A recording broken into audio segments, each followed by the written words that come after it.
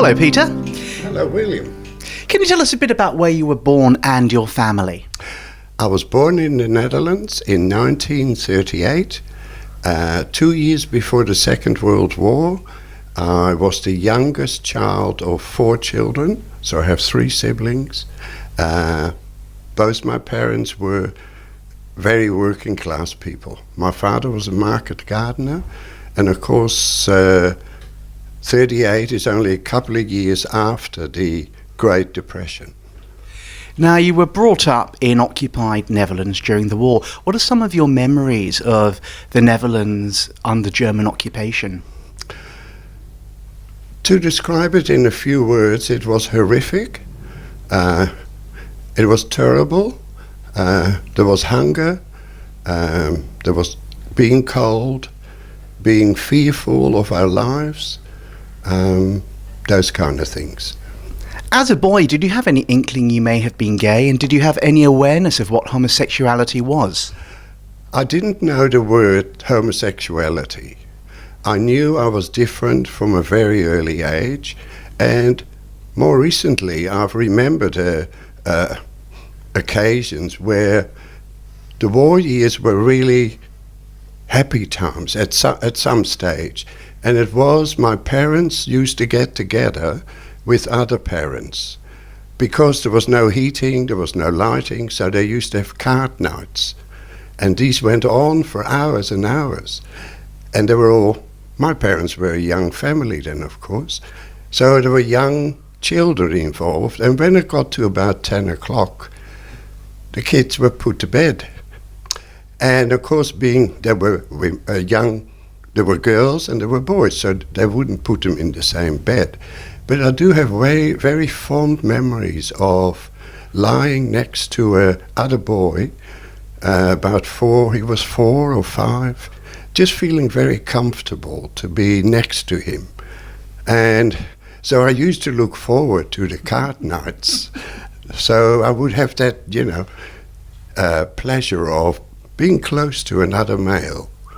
Were you aware at any point that it was more than maybe a closeness, that you were actually attracted? Not in those days. No, that came much later when I was at school. We used to go swimming, and for some reason in the Netherlands, well, I suppose we're close to the water, so to learn to swim was an important thing. So during the summer season we used to go about once a week or twice a week, and part of the swimming lessons were afterwards that you would have some time just to enjoy yourself. But we often skipped actually being part of the swimming lessons and get our names ticked off the list and then disappear into the cubicles. You were so naughty. We've mentioned occupied Netherlands. Do you have any interactions with any of the German soldiers? I do remember I do remember German soldiers, because they would just come and raid anybody's house to see if there were valuables, if there was food, if you were hiding young men, because young men were very valuable to the German occupation, because they were sent to the factories to, produce weapons and all sorts of things. So I do remember them coming in the house, and it was a very fearful experience to have them come in, because they were terribly arrogant and they just took over the place. You mentioned you had very little awareness of homosexuality back in the war, but with hindsight now and the knowledge you've got now, do you know what the attitudes were like back then towards homosexuality? No, I don't know, because I didn't really discover my homosexuality until I came to Australia. What were your school years like? Well, school years were, initially I started off in a school, and I do remember being very fond of a male teacher and looking at him and thinking, oh, I wish he would hold me and cuddle me and things like that. It was road learning at the time, and of course the education was very, very limited because of the post-war years or even during the war. At the time you were a young boy and then a teenager, did you have any knowledge of Australia? I didn't become aware of Australia until probably 1953, 54, because the whole family was to immigrate to Australia. That included my older sister, who of course was 12 years older than I am. She was married, had 2 children, so she and her family and our family were to immigrate all together. That attempt didn't go through because my mother had been ill for a long time. She was rejected on medical grounds, and my sister was also rejected on medical grounds because during the war she contracted a rheumatic fever during the war, which apparently was quite common for a number of reasons. So for those 2 reasons we couldn't come as a family. May I ask why your family wanted to move to Australia? I think it had to do with Australia being so far away. Europe had just come out of an extraordinary, awful world war. I think that the thought was there, if you can go as far away from Europe, that'd be a safe place. So Australia was one of the places considered. New Zealand was another, Canada, Brazil, glad we didn't end up there, and Rhodesia, as it was called in those days, which is now Zimbabwe. Those 5 countries, I remember, there was talk about immigrating to. Peter, why did you move to Australia? As I've told you before, William, the whole family was to move 55, 56. That didn't happen. My brother came on his own, my older brother, in 1956. Then my mother died. I didn't get on very well with my father. My mother was the glue in the family. I was to be called up for military service, which of course I didn't want to do, just having experienced that dreadful war. And I thought, what a wonderful thing. I can go to Australia and be a 10-pound pom. Now, you chose Melbourne. Why Melbourne? The main reason is because my brother was already living here in Melbourne, and so that seemed very logical to go to somewhere where there was a relation with whom I was very close at the time. How long did you stay in Australia for on that first stint? Till about 1962. There were about 5 years in Australia, and I felt very unsettled. I wasn't homesick, I just felt I couldn't settle down. So I thought, best thing to do, go back to Europe and travel around and just find myself. Now, where in Europe did you settle?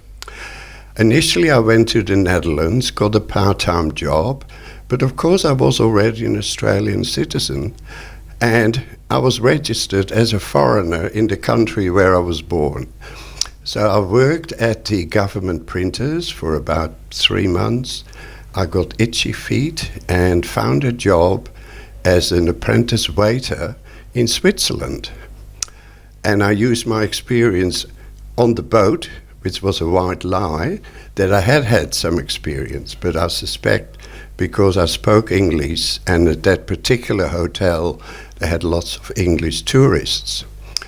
So I was there for about 4 months. I travelled to there on my moped, and after the 4 months work in Switzerland, I travelled again on my moped to Spain, through France, and then on the train back to the Netherlands. And I worked again at the government printer until I got itchy feet again, and I thought, I think I'd like to go to Sweden. So I hitchhiked from The Hague to Stockholm, got a job as a dishwasher, and I was there for about a year, and I learned to speak Swedish, more or less, read the newspaper, but just then one day, about 12 months in, there was this like a thunderbolt saying, go back to Australia. Fortunately, I had an open return for the boat. I went back to the Netherlands, booked my trip, and came back and never looked back. How easy was it to settle back into Melbourne life? It was quite easy, William, to settle back. Of course, I spoke English, which I didn't when I first arrived in 1957. I had more life experience. My brother, of course, was living in St Kilda, and we started to share what is called in Melbourne a bungalow, which is like a granny flat here. And it went from there. I got a job with what's called the Gas and Fuel Corporation, which is like AGL, the gas people. And I was there for a considerable amount of time, enjoyed myself. In fact, I actually sang in the Merry Widow in the choir with the Williamtown Light Opera Company. Was it in Melbourne that you first started discovering your sexuality? I did discover it there, although I went through quite a dark period. And now looking back, I would say it was quite a depressing time. I still had sort of doubt. Could I accept myself as a gay man?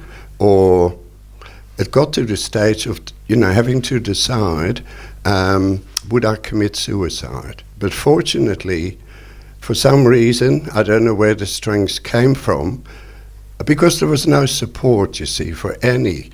There were no gay organisations you could turn to. You had some friends, but, these things you might not wish to talk about. Anyway, I overcame that, and, here I am. You touched upon it in your last answer, and of course there was no internet back then, no help groups. So what was life in general, from your own experience and those of people you knew, like for a gay man? It was very quiet compared to nowadays in terms of the gay or our community. I'd never been a person to go to a bar, although there was one bar in Melbourne, the Australia Hotel. I was more a person who would meet men on the beat, public toilets, and in fact, when I was living at St Kilda, which was Elmer Road, and there's a big Elmer Park, and there's a very busy beat at Elmer Park. Peter, there's one man more than any other who's been associated with your life. He's played a crucial and important role. His name was Peter Bonsall-Boone, and you were together for more than 50 years. How and where did you meet? We met each other through a mutual friend called David Connolly. David Connolly and I had a short affair, and we had met at the Elmer Road Park beat. Bon was also sharing the house with David Connolly. So there was one occasion very early in the piece where David wasn't there or he was ill. Bon and I got to know each other, and it went from there. How did Sydney come into the picture? Because Bon actually was born in Sydney, in Drummoyne, actually, just next door from here, and his mother had become a widow. He was an only child, and he felt that his mother wasn't coping too well on her own. So he spoke to me and asked me, would I join him to come and live in Sydney? I was somehow apprehensive because I felt I'd settled down in Melbourne. I had a job, I had some new friends, as well as Bon, of course. But so in the end, I decided, yes, I will go with him to Sydney. Was it love at first sight for you both? It was for Bon. I always take longer to get to know people. For me, it's a longer process. I do remember Bon almost saying, almost on the day we met, oh, it'd be lovely to share the same house. And I suppose being Dutch and being somewhat rational, I said, well, let's give it some time and see how it works out. So it took about 6 months, I think, before I decided, yes, I want to share my life with him. Around 1970, you got involved, and Bon, with the gay rights movement, and you became a part of the campaign against moral persecution. Can you tell us a bit about CAMP and how it came about? CAMP came about, there was two long articles in the Australian newspaper in September 1970. Because Bon and I had been a couple since 1966. We had been together for about 4 years by then, and we used to say to each other, our lives could be so much better than it is now, and you must realise that, of course, gay men living together, the police could come, arrest you, drag you through the courts, just on the suspicion of sharing your body and having sex with another male. So that was one of the issues. So the newspaper article encouraged Bon to go upstairs, type a letter, and we became foundation members of Camp Inc. In 1972, you appeared on the ABC documentary series Checkerboard, and it was monumental because you ended up being the first male same-sex couple to share a kiss. Now, how did Checkerboard come about? Because of being involved in camp, the ABC, being very progressive at the time, had a program like Australia Story Now, which was called Checkerboard. It was a weekly program, and it dealt with social issues. The ABC, or the producers of this program, felt that homosexuality was an important issue to deal with. So we were approached, and some females as well. So on the program there is a female couple and a male couple. To us it was telling the community, the general community, that we were just a gay couple in the suburbs. The only difference being that we are same-sex attracted. What was the reaction from your families and close friends to your appearance on Checkerboard? My sister, who was in Australia, and my brother at the time, they were very positive about it. I think overall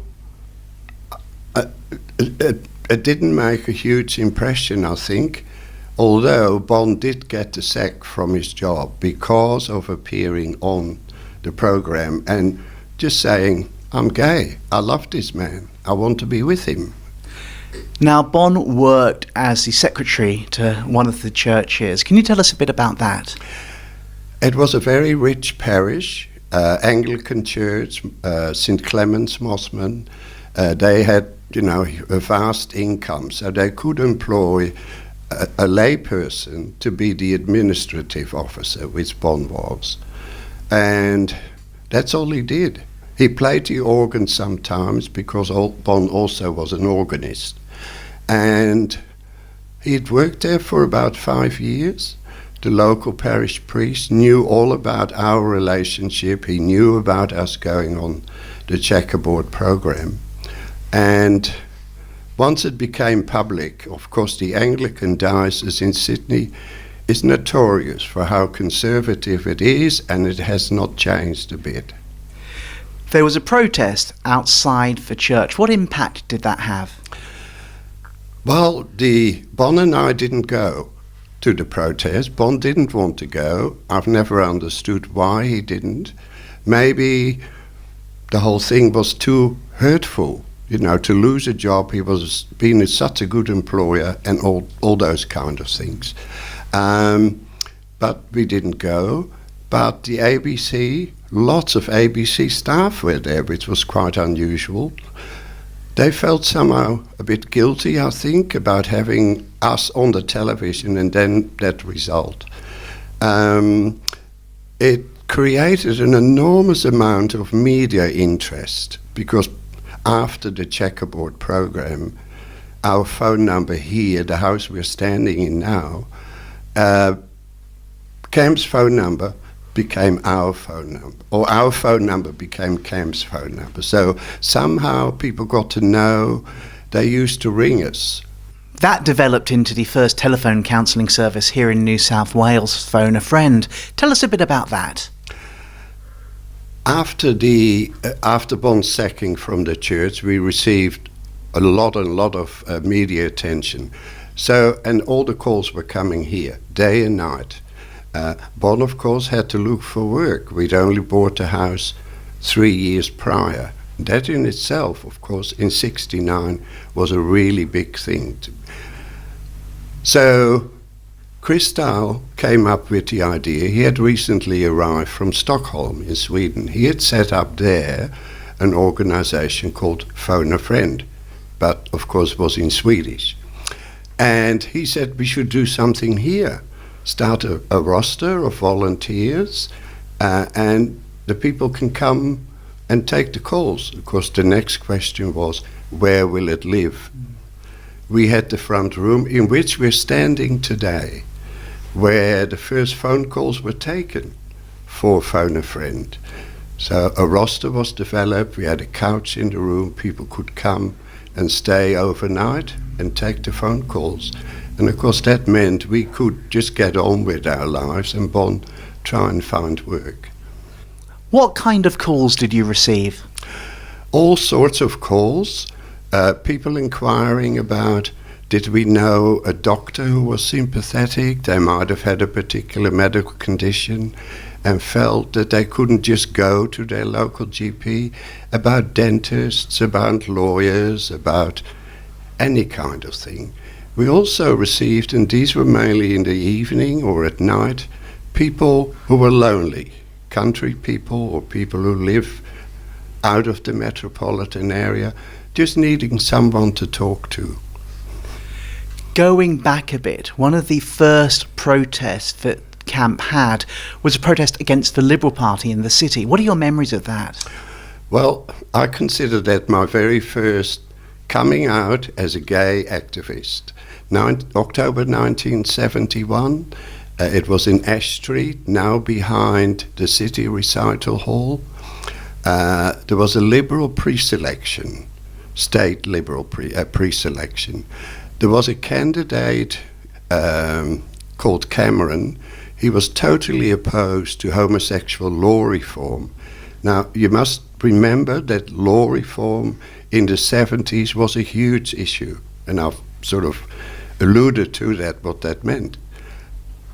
There was Tom Hughes, who was the Attorney General at the time, Federal Attorney General.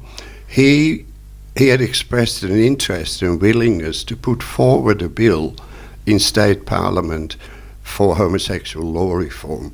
So Camp was there at his very first homosexual demonstration supporting Tom Hughes, saying yes.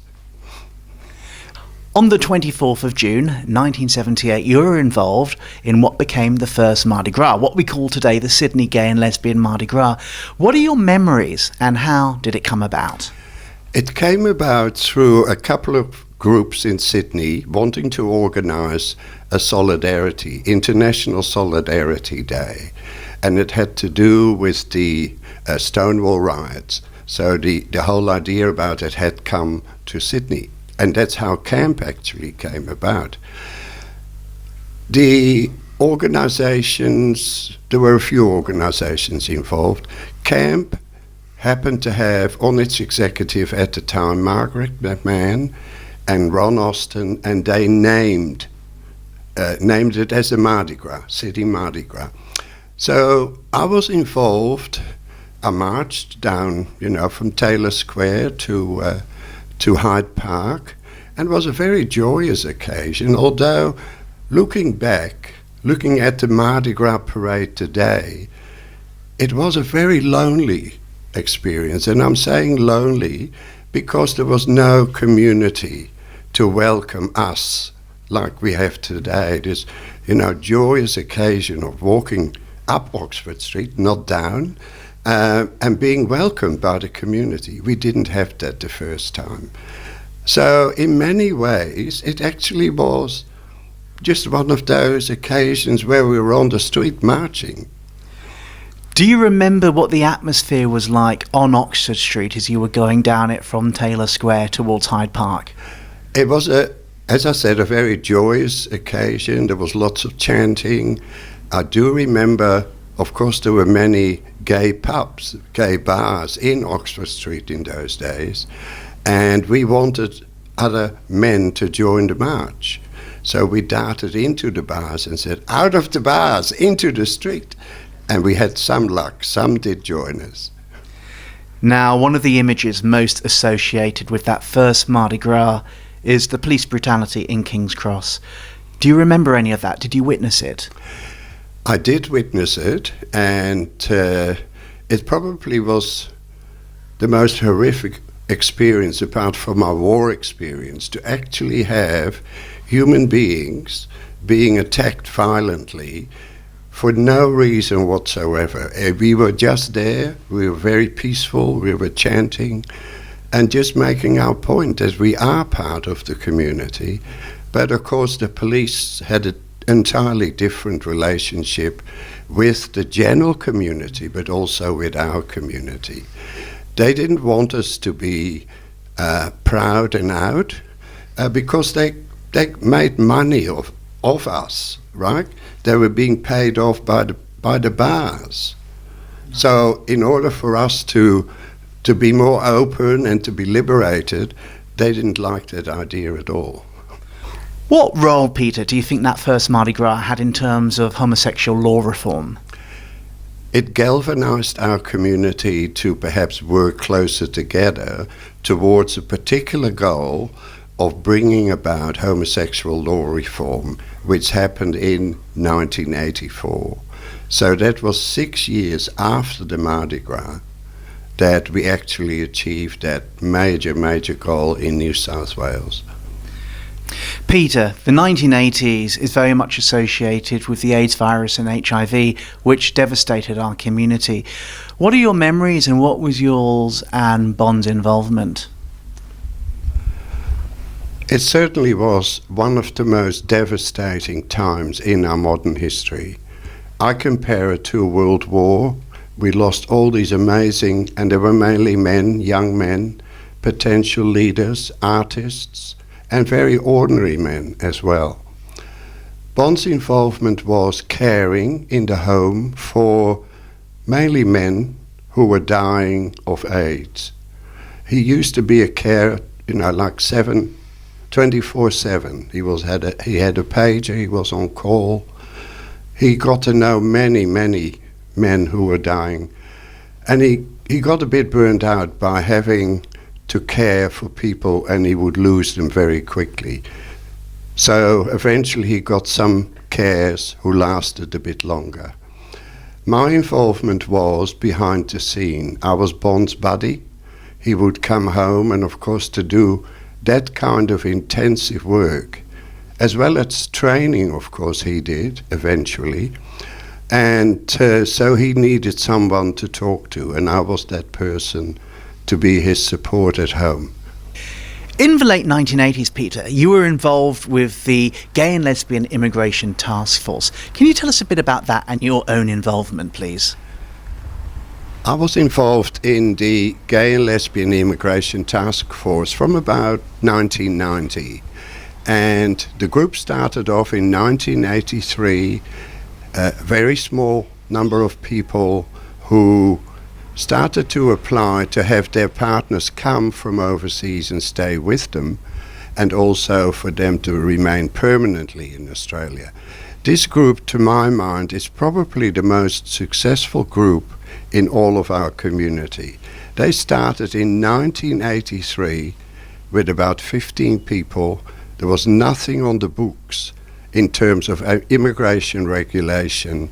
About 8 years later, there was a specific regulation on the immigration statute saying that overseas same-sex partners could come and stay with them in Australia.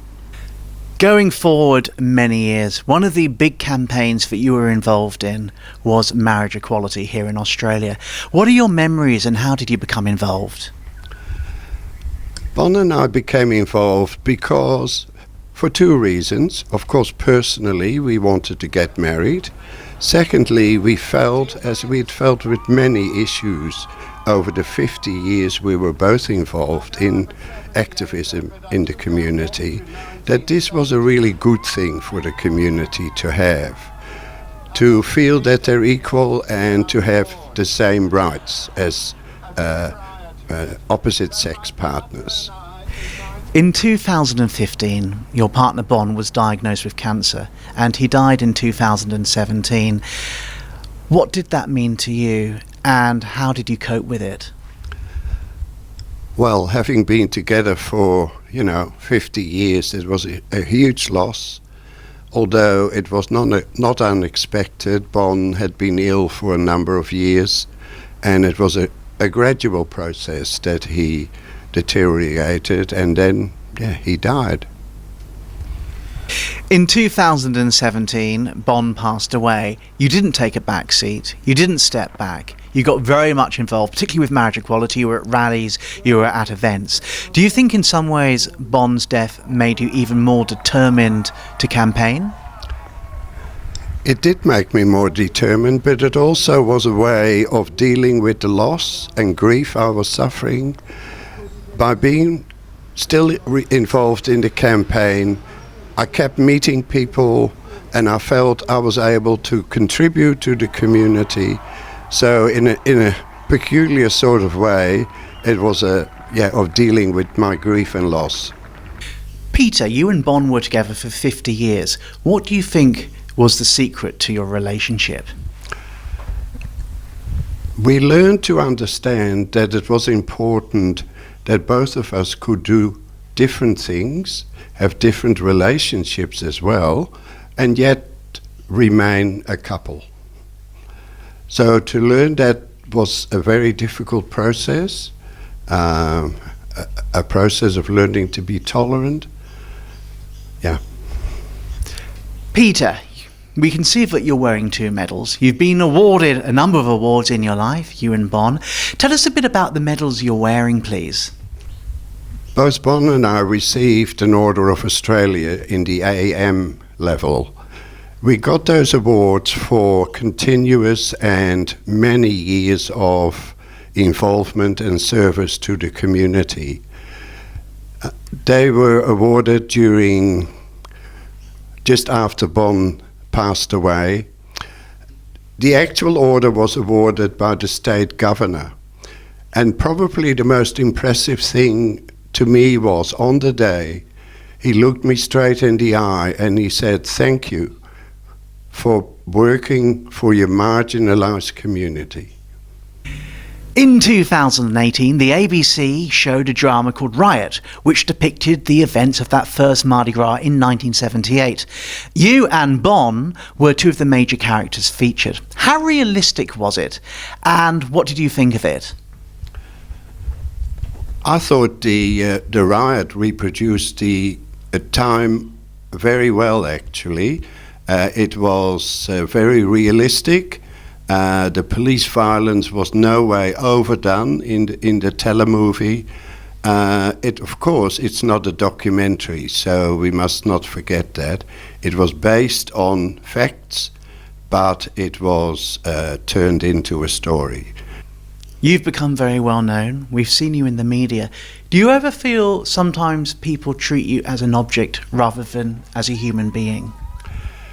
There certainly have been a couple of occasions last year where younger men have approached me, and I feel that they've approached me because they adore my status and want to be part of that status. But yet, to try and form it into a new friendship has not been possible with those people, which is rather unfortunate. Every time I see you at an event, you get a huge cheer. People call you a hero. They say you inspire them. How does that affect you?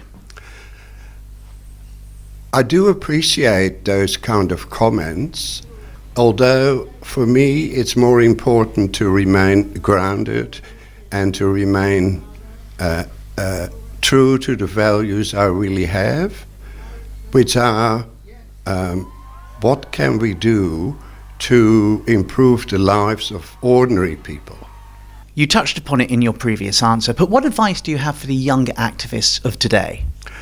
The most important thing is, I think, for younger people to get involved with the community, to make sure that the achievements we've got, that we keep them. If we look at world trends, I think the far right is on the move to try and take over.